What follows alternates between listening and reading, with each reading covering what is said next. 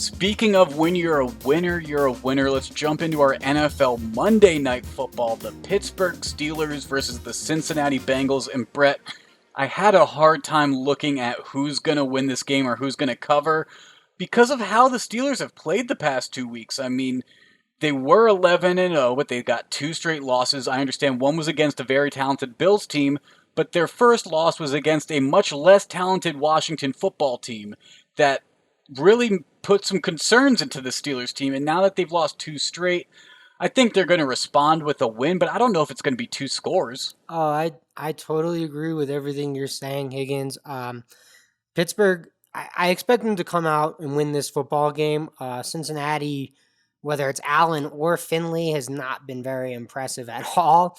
I think, honestly, if anything, it shows how amazing Joe Burrow was in the beginning of the year. But Pittsburgh is going to come out strong. I'm going to take Cincinnati in this one on the spread because of like what you're saying. Pittsburgh, they get up early and they can't sit on their lead because they can't run the football. They have to pass. It's been a trend the last really month of the season, but come to notice the last 2 weeks in these losses where James Conner's been nowhere to be found. Jalen Samuels Snell can't get the job done. I mean, it's like they've been throwing anyone they can out there to try and get it working. It just has not worked. So I'm actually going to wait on this line a little bit, Higgins. It's 14 right now. I would take Cincinnati at 14.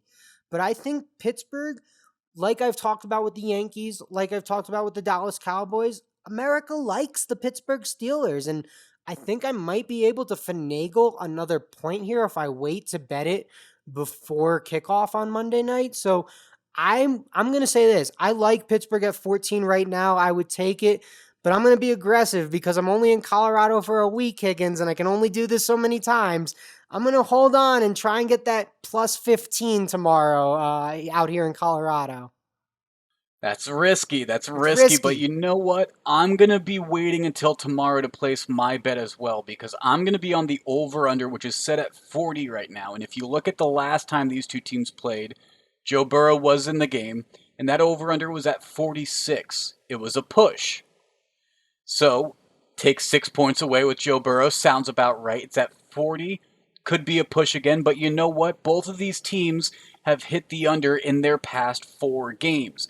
And I'm waiting till tomorrow because I need to see if the forecast is right. Because right now, Cincinnati's calling for rain. Not just at night, but during the day as well. And if that's the case, Pittsburgh's got a great defense. We've talked about how they can't run the ball. If you try to pass the ball in the rain, it gets a little bit of spotty, and who knows if that's going to work out. So under 40, it's a low over-under. It's definitely already set there because of the forecast. So I don't think if it does rain tomorrow that it's going to get much lower. So I'm going to wait and see if that weather is actually what it's saying it's going to be. But right now you have me sitting on the under 40. I like that. My nightmare scenario is Ryan Finley trying to move the ball at the end of the game and a pick six or something like that.